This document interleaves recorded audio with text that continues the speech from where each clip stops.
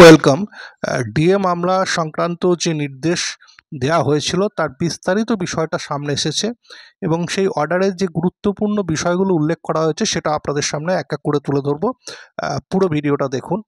এখানে প্রথম অংশে যে বিষয়টা বলা হয়েছে অর্ডারে, তার শেষ লাইনটা দেখুন, যেখানে বলা হচ্ছে should release at least 25% of the amount due and payable.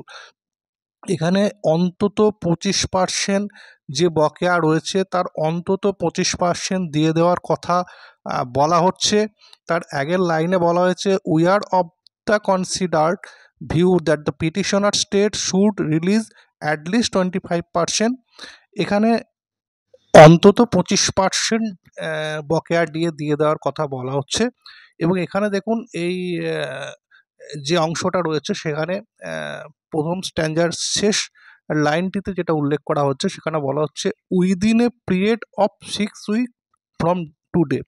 আজ থেকে 6 সপ্তাহের মধ্যে এই বকেয়া ডিএর 25% কিন্তু মিটিয়ে দিতে হবে। এখানে কিন্তু উল্লেখ্য, এটা কিন্তু রোপা 9-এর ভিত্তিতে, অর্থাৎ রোপা 9-এর ভিত্তিতে এই বকেয়া ডিএর কথা বলা হচ্ছে। সেখানে যে ডিএ পাওয়ার কথা ছিল এবং যে পরিমাণ ডিএ বকেয়া রয়েছে সেই হিসাবটার কথা বলা হয়েছে। এটা কিন্তু রোপা 19-এর ভিত্তিতে নয়। এবং এছাড়া 2 নম্বর অংশে যে বিষয়টা বলা হয়েছে যে whether or not the right to receive dearness allowance is a fundamental right is an issue, এবং এই বিষয়টা নিয়ে পরে সিদ্ধান্ত নেওয়া হবে। এটা কিন্তু মৌলিক অধিকার কি নয় এই বিষয়টা নিয়ে।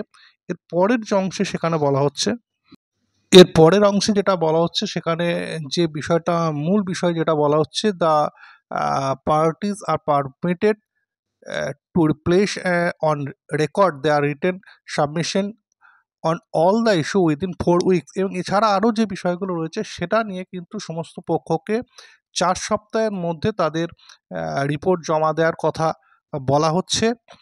এবং যেটা বলা হচ্ছে 5 নম্বর পয়েন্টে, সেখানে বলা হচ্ছে list the matter for hearing on 4/8/2025 on top of the board.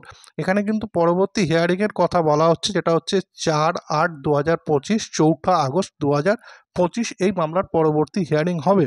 কিন্তু তার মধ্যে কিন্তু বকেয়া ডিএর যে 25% সেটা কিন্তু মিটিয়ে দিতে হবে এবং এটা অবশ্যই 2009-এর ভিত্তিতে।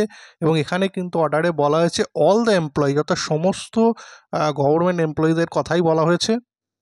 এই বকেয়া দিয়ে শিক্ষক, পেনশনার সহ সকলেরই পাওয়ার কথা।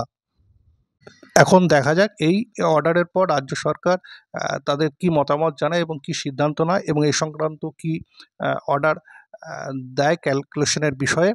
সেই সংক্রান্ত নির্দেশ এলে অবশ্যই সে সংক্রান্ত আপডেট দেওয়ার চেষ্টা করব। ধন্যবাদ।